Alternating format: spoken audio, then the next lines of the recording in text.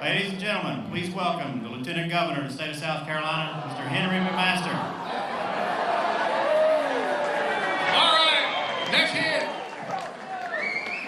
What a great day to be in South Carolina. Everybody loves South Carolina, raise your hand. Nothing could be finer than to be in Carolina in the morning, the evening, and right now. Y'all, this is the happiest place on earth right now. We're at ground zero. Lexington County, most Republican county in the country, in the best state in the United States. How many natives do we have here? Let me see. Okay. Everybody else got here as soon as you could. That's right, it works. Y'all, we have a special guest tonight, and it's my great honor to introduce him. This is something else. We're going to have a great election, a great presidential election, and of course, it's starting soon. And we will have our primary, a Republican primary in February. Is everybody here going to vote in the primary? All right. Y'all remember Archimedes from your history classes. He was a scientist and a mathematician, and he said, if you give me a place to stand, I can move the world, referring to using a lever to move the world. Well, that's kind of what we're getting ready to experience on February the 20th. South Carolina is going to have the most decisive presidential primary election this election cycle. We are right in the middle of it, and we want everybody to get out and vote. And when you do like I do, like Peggy's going to do, vote for Donald Trump for president. Let me mention just a few reasons why we're going to vote, why my family is supporting Donald Trump. First, he's a man of accomplishment. He's actually done some things, some big things. And like a lot of government people, he spends a lot of money. The only difference is, in his case, it's his own money. He knows how to be careful. Donald Trump speaks the truth. He's a man of decision. He's a man of action. He speaks the truth as he sees it in words that everybody understands. And ladies and gentlemen, that's something new in politics. And it's a delightful thing to see. He has no hidden agenda, and his only obligation, he's funding his own campaign, as you know, his only obligation is to you, the people of the United States of America. He has great confidence in his country, and that comes out every time he speaks. Every time he talks to people, he speaks of the greatness of the United States, how it was and how it must be again. He has a love for the people of this country that will not diminish. And ladies and gentlemen, he has the strength and the determination to get the job done, and that's what we need right now in Washington. Just quickly, you know, we got a saying in the South. It says it's not the dog in the fight that's important, it's the fight in the dog that's important. Well, this dog's got plenty of fight, and it's gonna take some fighting. But these qualities and his quiet compassion are something that makes him different. Something that makes him different on the political scene. Something a lot of people have been waiting for a number of years now. And here he is. And it's these kind of qualities that are necessary to make America great again. Now is the time, with the country facing peril abroad and danger within. Now is the time for Donald Trump. Just to wrap it up, I remember the great philosophers years ago when rock and roll was starting. Y'all remember the teddy bears? They sang a song that said, to know him is to love him, and we do. Well, that's how we feel about Donald Trump. Ladies and gentlemen, here he is. He's the one and only, the remarkable, the unique Donald Trump, the next president of the United States of America.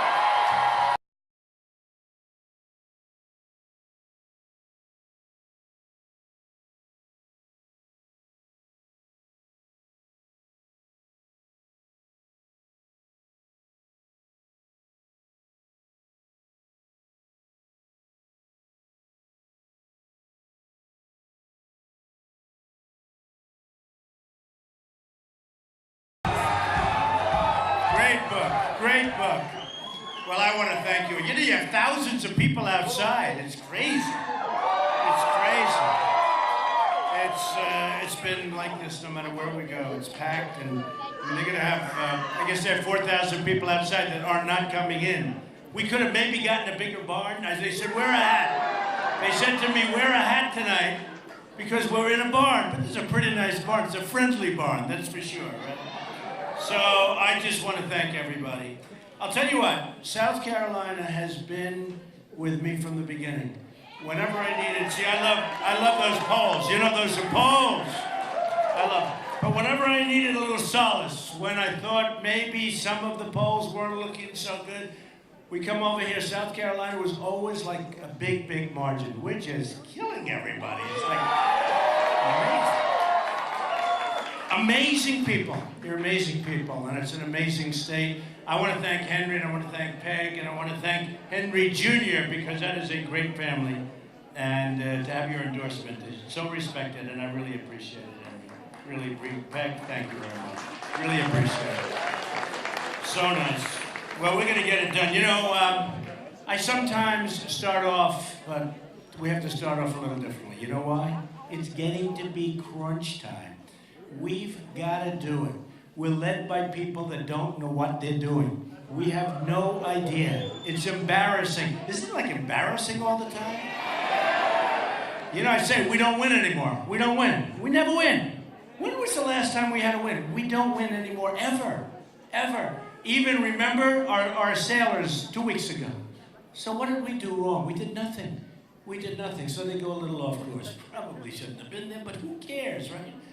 And these guys are in a begging position, 10 people, 1 woman, 9 men in a begging position with their hands up high and guns to their head. And we made a deal with these people. We made a deal. We made a deal where we're giving them $150 billion. Now think about it. You know, the hardest part about taking over that deal, because they're going to take over deals. I love to take over bad deals. You buy bad deals, you buy them cheap. Some of the guys, we really do. We have some great business people in this audience. I know about 4 of them. They're killers, okay? I know them. They don't look like much. You know, they come into the T-shirt. I know one of them is a total killer. I said, you look like hell, but the mind is still good. It's one of those. But we have great business people here. And when you look at the kind of deals that we make in the United States, it's like, what are we doing? What are we doing? And we can't keep doing it. It can't happen. So we're going to change things. But it's now getting to be that time. Very soon you're going to get the chance to vote. And, you know, the polls, thank you, darling. I appreciate it. Where is she? She's one stuck in the corner back there. It's an amazing thing. No, it's amazing. You know, in Dallas, we had 20,000, 21,000 people. In Mobile, Alabama, we had 35,000 people. Every place we go. Every place we go. I would have loved it. It's so nice outside. Let's just go outside and do this, right? My only problem is these guys, the Secret Service guys, might not love it. I don't know. I love it. I love it. But we're going to do things. And the key is we have to mobilize. We have to get out and vote. And every poll shows us so good. Every poll says it's going to happen. And I'll tell you what, once we get there, we're going to beat Hillary. Hillary's not going to be hard to beat. She's not going to be hard to beat. I mean, I assume it's Hillary. I assume. Because I don't know. Is she going to be in the clinker? Is she going to be... I don't know. I mean, General Petraeus, they ruined his life. They ruined his life over like 2% of what she did. General Petraeus, so many others. And it looks like, boy, she's being so nice to Obama. I mean, so nice. He's great. He's one. I wonder what. Can anyone figure that out? It's something that's going to happen, but we're going to be, you know, in the polls, the most recent polls, we beat Hillary every time and beat her pretty easily. Are they okay? Oh, somebody went down. Okay, you just help her out. Good. Oh, I love you. We love her. Look at that. Thank you, honey. We love you. Do we love our people? We love our people. There's a woman, she waited 8 hours to be in the front row, and she faints. We gotta bring her back, right? Maybe she fainted at how good looking I am, I don't know. Who the hell knows, right? But she's okay. She's okay, right? Okay, good. If she's not okay, I'm not going to be too happy. So we got to get out, we got to vote, and here's what we're going to do. When I started on June 16th, I made an announcement, the famous escalator ride, and it's so hard. I mean, honestly, it's hard. It takes guts. Like, I love our police. By the way, do we love our police? They're all over. They're the greatest people. And it's hard. It's hard to do that. It's hard to do this. I've never done it before. I've never been a politician before. And on June 16th, I went down the escalator, the famous escalator ride with Melania, and I said, gotta do it. Too many things were happening, too many bad things. You look at our trade deals. In the case of farmers, by the way, how badly are you being treated with the regulations? The farmers in this place and the farmers all over the country are being treated almost as bad as our vets, which are being treated like the worst. You know the vets are being treated like the worst, right? No, we're gonna change it. You know the vets, by the way, the vets, you have a case that just came out where they're waiting 4, 5, and 6 days to see a doctor. At the end of the 5 or 6 days, sometimes the doctor leaves because he's going on vacation. I mean, things happen. And these people are dying, and they're dying by the thousands. I didn't even realize they're dying by the thousands. And they're, in a true sense, they're our greatest people. The wounded warriors, the vets.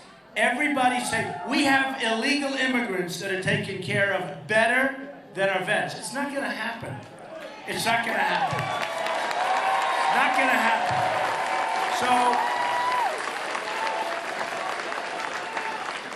So I made the journey down the stairs and down the escalator, and it looked like they were having the Academy Awards in Trump Tower. I've never seen so many cameras. But look over here, look back there, look at that. That's a lot of cameras, right? I mean, that is a lot of cameras. But especially tonight, because you know, from here, where do I go? To Iowa. What am I going to do there? Who the hell knows? We're going to raise, you know what we're going to do? We're going to raise a lot of money for the vets. That's what we're going to do. We're going to raise a lot of money. I'm going to Iowa. We just came back. I was there yesterday. I was there last night. We just came back, and it's an amazing state. And it's a very interesting state because the whole caucus system is so different. And it really is. It's an amazing state with amazing people. I think we're going to do really well there. Then we go to New Hampshire, where we're leading very big, almost like here in terms of the lead is tremendous. We have like a 20-point lead. And then we come here, and you know, we can do well in Iowa.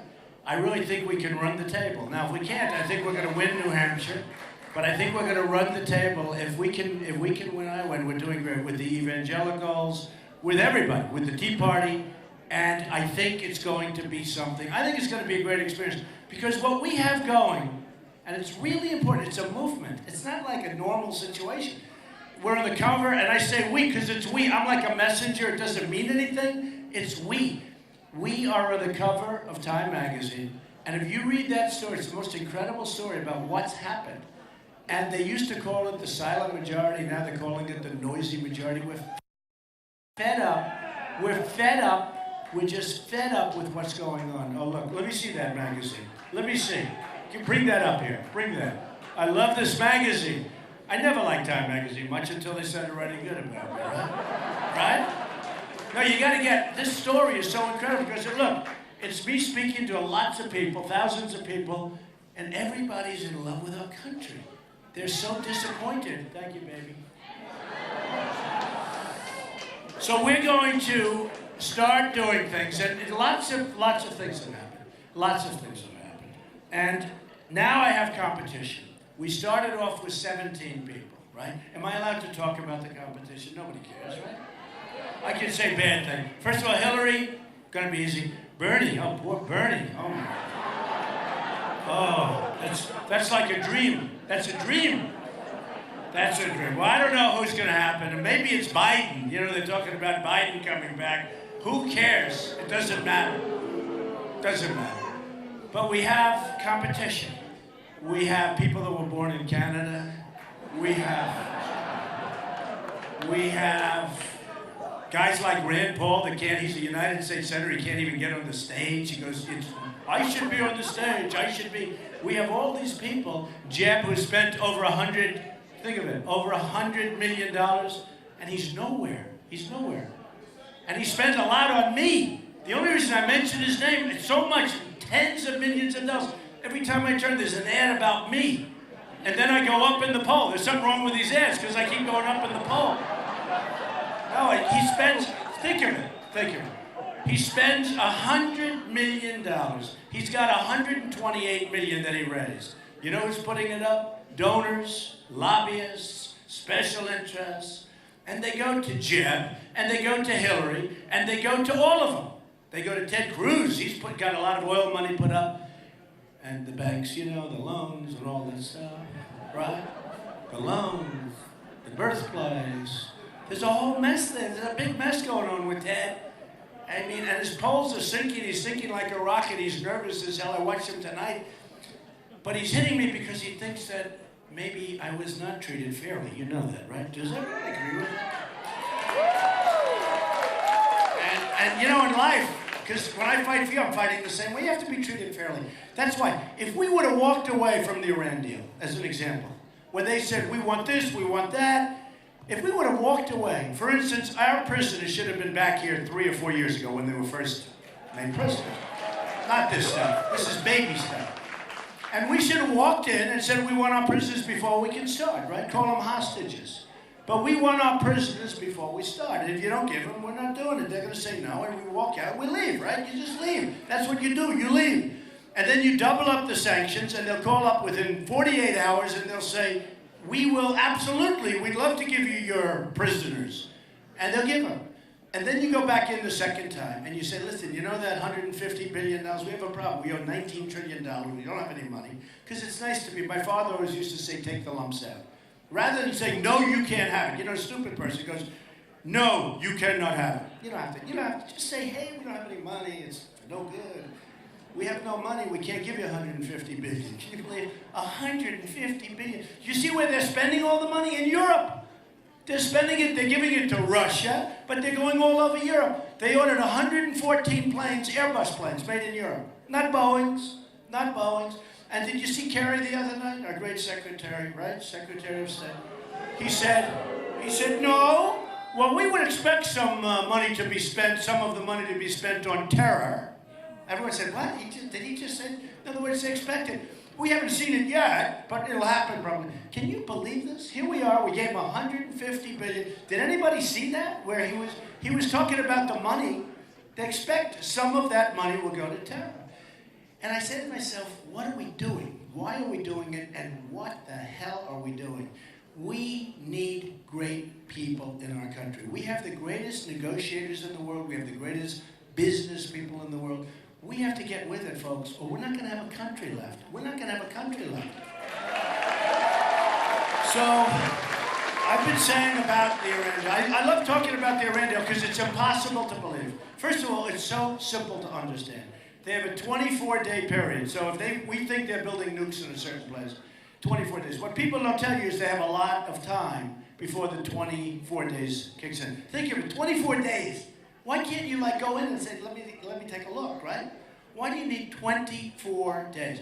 But the 24 days could be months and months because there's a whole process before the clock starts ticking, right? So we have that. Then we have an area where they self-inspect. We think you're building nuclear weapons over there. Could you please tell us? Oh yes, we will. We'll self. Call up the next day. No problem. We're not building. Isn't it ridiculous? I mean, is it just ridiculous? So you look at that, you see that, and it's going on all over the place. Now they take the $150 billion, they start buying missiles from Russia. You believe it? Missiles. Frankly, the 24 days doesn't mean anything. Self-inspection doesn't mean, because the hell do they have to worry about nuclear? With the money they have, they can just buy it. They're going to buy it. And you're going to have nuclear proliferation. And we didn't know. And by the way, for those people, I happen to be one of them, that feel strongly about Israel, Israel is the worst thing that ever happened to Israel is Barack Obama. The worst thing that's ever happened. Worst. So I was endorsed by Carl Icahn, a great businessman, one of our great businessmen, and so many others. In fact, they want to have press conferences, right? And unlike the senator, nobody knows who they are. Some of these guys, they're great.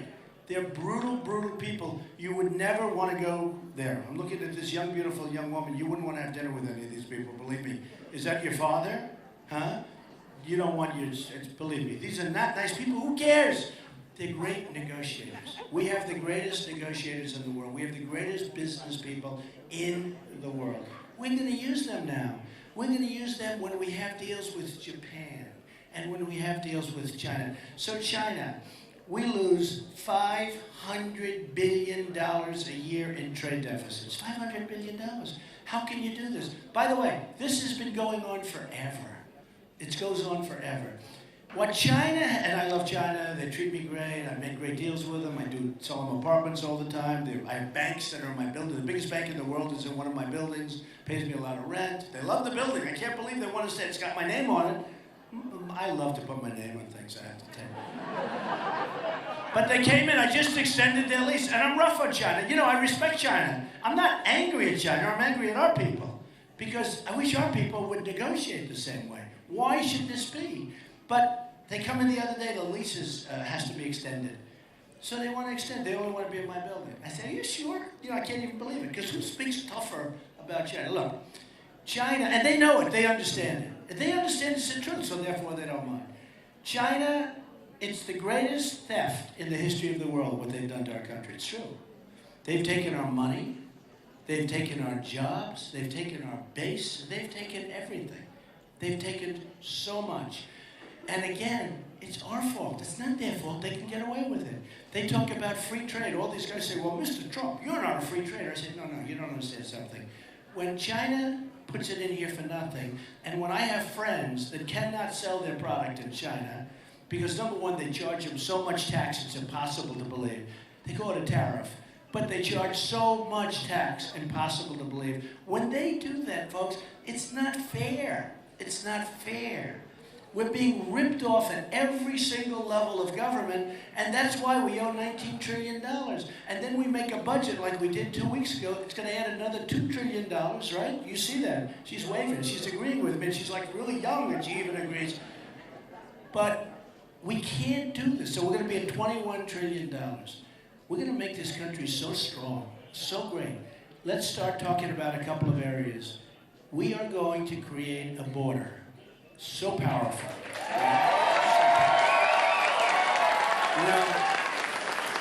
You know, when I started this journey, it's a journey. It's actually a journey. But when I started this journey, I talked about we're going to build the wall. Who's going to pay for the wall? Tell me. 100%. 100%. All right, we'll talk about that.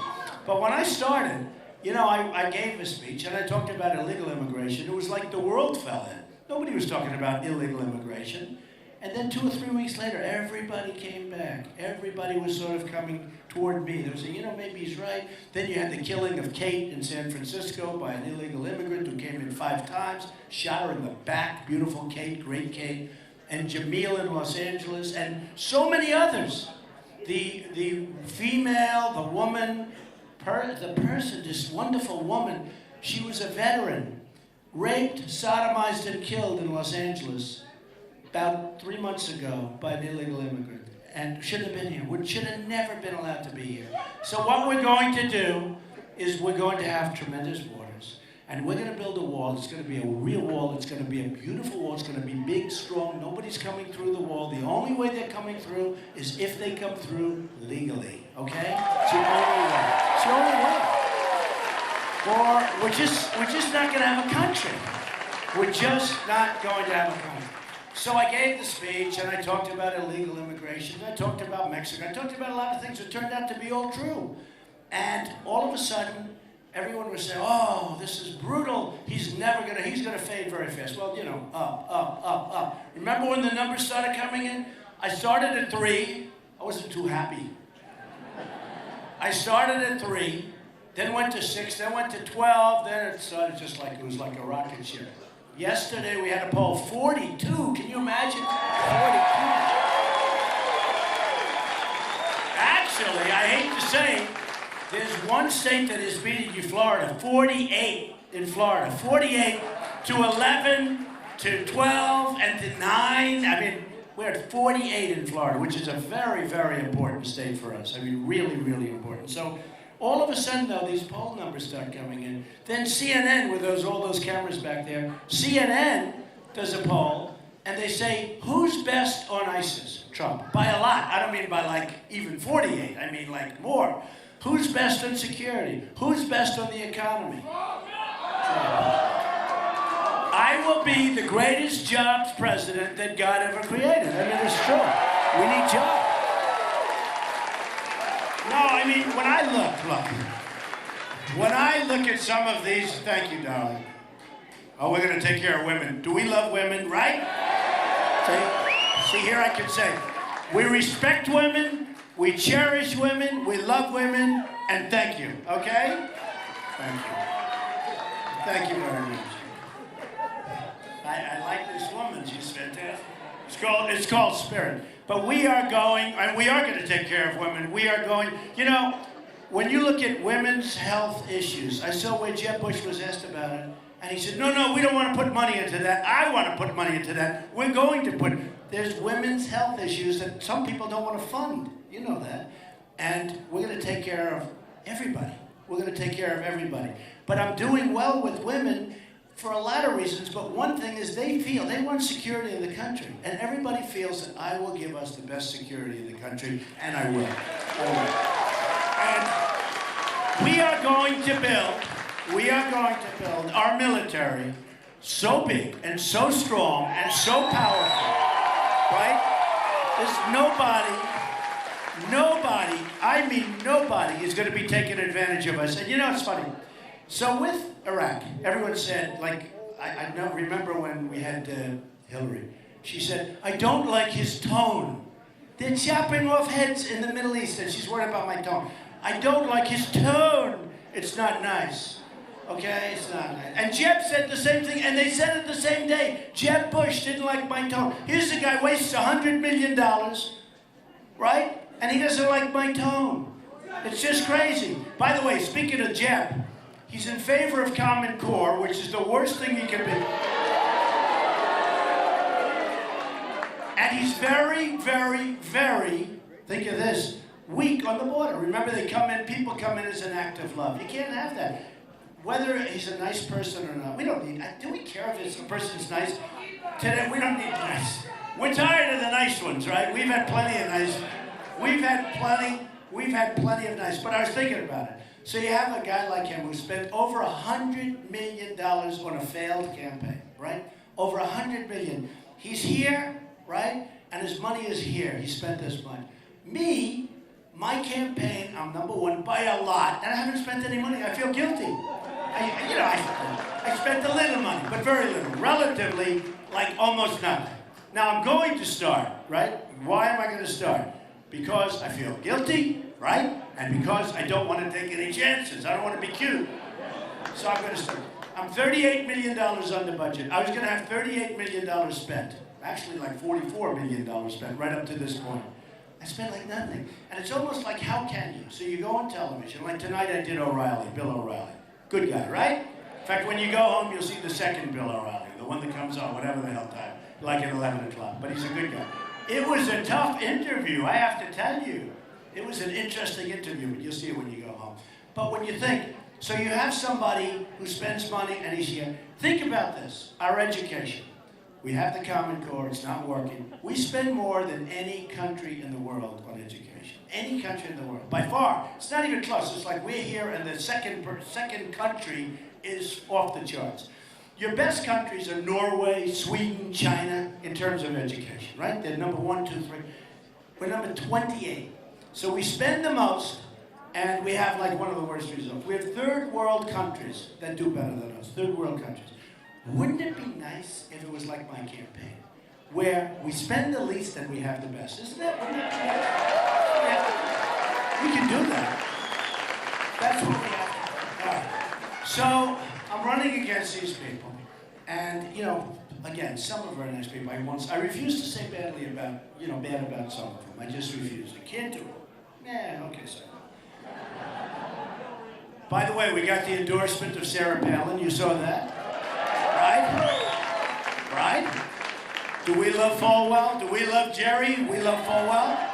One of the great people. I'll tell you what, Liberty University is great. And the beautiful thing about Liberty University, virtually every candidate has gone to Liberty University, made a speech, had the most beautiful campus you've ever seen. Everybody goes down. It's an incredible school. And Jerry Falwell, Jr., came up and he chose us. We got a call, as you know, 3-4 days ago, and he announced, and he's endorsing Trump. That tells you so much because everybody goes there.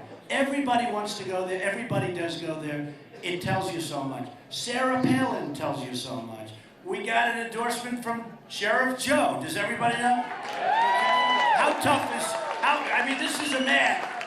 This is no games with Sheriff Joe. He likes our border position. When he says good, that means I have the best border position. Let's face it, right? But we have certain people that we have to beat. And we have to beat to get there. But a couple of reasons and a couple of things a lot of people don't even know. I'm self-funding my campaign. I'm not getting money from all these people. So very importantly, I'm putting up, and you know what? I get offered millions and millions and millions of dollars. I feel so foolish not taking it. My whole life I've taken money, right? I've taken, I want. You're like greedy.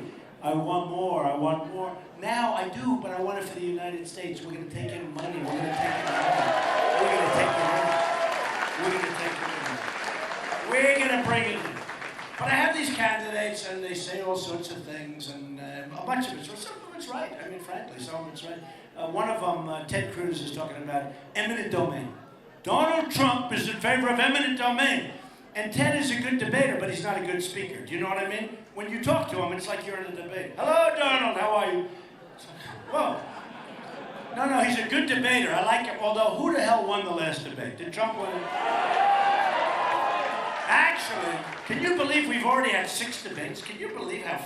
When I did this, I never debated before. I create jobs, I do deals, I do buildings, I do stuff all over the world. I never debated. So I get on the stage like a number of months ago for the first debate. I had no idea. It worked out fine.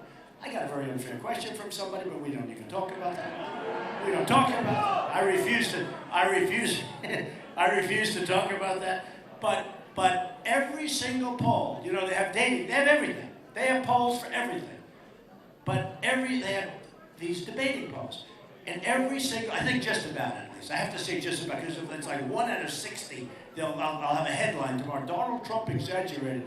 But virtually every single poll, Time Magazine, Drudge, who's a phenomenal guy, by the way, all of these different polls, Slate, they came out and Trump won the debates, every debate. I mean, every debate, right from the beginning, which was good.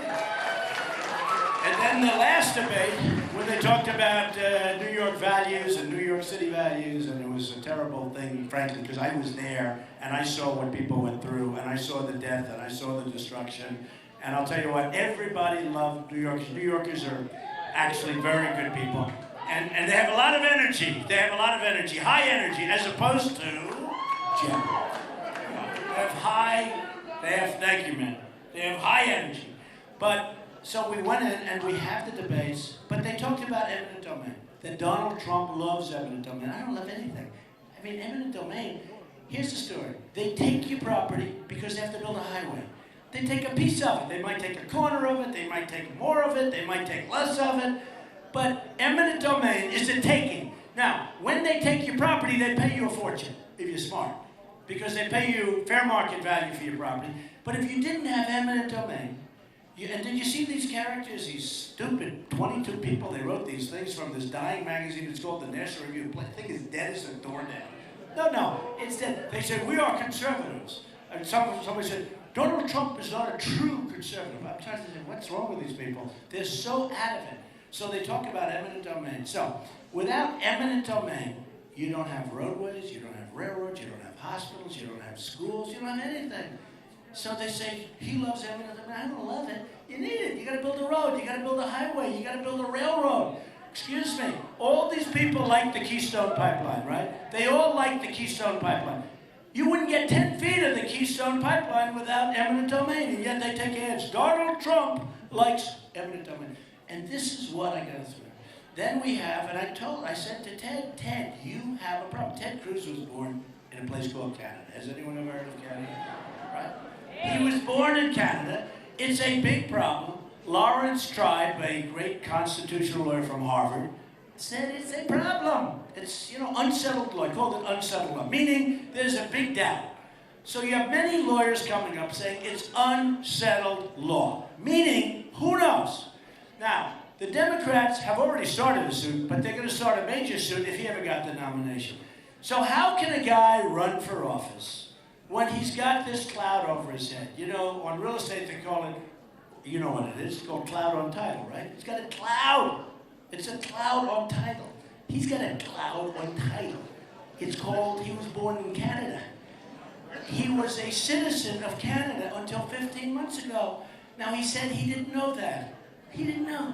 Smart guy. He didn't know. He didn't know he was a citizen of Canada. Here's a guy who was a United States Senator from Texas. He was a citizen of Canada, and he didn't know. So he's got a problem. Then another couple of constitutional lawyers, just yesterday they came out, and they said, no, it's not just, unsettled. It is settled. You're not allowed to do it. You saw that. They came down. You're not allowed to do it. Now here's the thing. Nobody in this room knows whether you can do it or you can't do it. But it'll take years to figure out in court. And I said go for what's called a declaratory judgment. You go into the court, you ask the court for a ruling because it's unsettled law. You ask the court for a ruling. But how can a guy, and he's sort of in second place, and he's way, way behind, frankly, which I'm very happy about. But how does a guy run, and then be very critical of him, he's always critical. How does the guy run, but of course everybody's critical. I mean, today I heard a couple of people say such nasty things about me. These are nasty, these politicians, They're all talk, no action, but they are nasty people. They're terrible. But you say to yourself, how does a guy run for the office of president when there's a very major possibility that he's not allowed to do it? It's a real problem. So you got to go and find out. And it has had an impact because I think 36% of the people consider it to be unsettled law, and many of them consider it to be much more than unsettled law. And you have to be able to do it. And I don't like bringing it up, so I won't bring it up, okay? Is that all right? I'm not going to bring it up. But it's a problem, okay? It's a problem. Then, in the case also of Ted, you do a personal financial disclosure for him. And you have to sign it, and you're sort of signing your life away. Now, he borrowed a lot of money, as you know, from Goldman Sachs and from Citibank. You have to say that. Because he wants to be Robin Hood, he wants to convince everybody that he's the most honorable guy in the world, and he's going to fight for you, and those banks aren't going to do anything, and they're not going to, we have the banks totally under control. So he didn't put their banks down. So now it finds out that he had $1 million at very favorable rates from Citibank and from Goldman Sachs, okay? You got to have a problem there, folks. I mean, we have a problem. So the nice part about me is that I don't have any of that stuff. I don't have it. I'm putting up my own. I'm not into Goldman Sachs. I don't care about Goldman Sachs. I built a great company. Very important. When I ran, a lot of people said, oh, he'll never run, right? All these pundits, these geniuses, these people back there, morons, you're morons, okay? No, they're morons. The pundits. They are the worst. I think knowingly, too. I think they're probably not actually as dumb as we think. I think they knowingly just say the wrong thing. But you know what happens? Sort of interesting. They said, Donald Trump will never run. He'll never run. Don't worry about it. Well, then I ran. I announced. He said, oh, here down. So, like George Bush got the little spectacles, right? The little tiny... And he looks like a genius because of the spectacles. But if you took the spectacles off this guy, he wouldn't look... He'd look like a dummy, okay, which is what he is. So anyway, Donald Trump will never run. Then I ran. Then he said, well, he'll never sign for me. That's where you sign your life away, right? You sign, your name, your life is like over. It's like brutal. So you sign your life away, right? I signed for him. Then he said, well, he'll never, ever show his corporate papers and show all of his papers because maybe he's not as rich as everybody thinks. So I put him in. And then they said, and he'll never do it fast. The worst is he'll take forever. You get all these extensions in government. You need 45 days, another 45 days. You can extend forever. I said to my accountants, and I paid them a lot of money. It was the largest thing ever put into the federal election, so by far, almost 100 pages. I said to my people, I want to get it in early. I don't want any extensions. Just get it done. These guys worked 24 hours a day, did a great job. They put it in. the press, they were like you have no scavengers. You never saw anything like it. They were waiting. They were going to find, oh, Trump's not as rich as we thought. We hoped he's not. And then they find out, wow, I built a great company. In fact, what they don't know is if I decide, because I was really undecided, even if I wasn't going to run, I was going to submit my financials. Okay, can you believe it? Because I wanted to brag about the company I built. I'm a private company. So I built a great company. And it's got some of the great assets in the world. You know, Miami Beach, Doral Country Club, and so many of them. There's Turnberry in Scotland, who won the ocean, 800 acres on the ocean. And all of these companies, these are great, great buildings. They're great jobs. And I have many other businesses. In addition to writing The Art of the Deal and many books, in addition to The Apprentice, which is one of the most successful shows on television. And by the way, NBC wanted to renew. And I said, can't do it. I mean, I can't do it because you're not allowed to do that if you run for, you know, the whole thing. It's a little complicated. So we chose Arnold Schwarzenegger. How will Arnold do, by the way? How do you think? Who's going to be better, Arnold or Trump? Yeah, thanks. You got to be very quick to do that show. When you have Omarosa and these people, you got to be very quick. You cannot be slow moving. You got to move. Those lips have to move. The mouth has to move. The body has to move. So it'll be interesting to see. But I hope he does well because I have a big chunk of it. So we'll see. You remember Martha did it, right? Right? Remember that? Didn't work out so well. Fire Obama. President Obama. No, I want to save it. Let me save it for something. We'll all do it together. We have to save that for the big leagues, right? We have to save that. We're going to be together. We're going to have some of the 4,000 or 5,000 people outside. We got to get them together for that one. Don't we agree? I mean, these poor people, they're standing out there. They probably think they're getting in. They're not getting in. I'm going to be out of here. You're going to be out of here. They're going to be still standing. So anyway. So things are going to happen with our country. What did happen, though, I talk about the border, I talk about trade, I talk about China, I talk about Mexico, how Mexico is just killing us. And they're good people. I have thousands of Mexicans and Hispanics that work for me. I'm winning the polls with the Hispanics. In Nevada, they just had a Hispanic poll I'm winning, which I always said I would. I'm doing unbelievably with African American in the polls, with the African Americans. We had won 25%. Republicans get 7% and 6%. Somebody said if he actually got 25% of the African American vote, the election's over. It's over. So we're going to do it. We're going to do it. And you know why? Because I bring back jobs. We're going to bring jobs back from China. We're bringing jobs back from Japan. We're bringing them back from Mexico. We're not going to let things happen. Like, as an example, Pfizer is moving to Ireland, this big, massive drug company, moving to Ireland because of taxes and other reasons. And they can't bring their money back, corporate inversions. So we're going to do so many things. You're going to be so happy. You're going to be so proud. So let me just leave it on this level. It is an unbelievable honor to have done what I've done. People are calling, even people that can't stand me, like some of them, but one in particular is a highly respected writer, said nobody's ever done what we've done. What we've done, nobody's ever. We've totally changed the dialogue of politics. That's why the cover of Time magazine. Nobody's ever done it. We are going to do something that's going to be so special. This is a movement that is so special.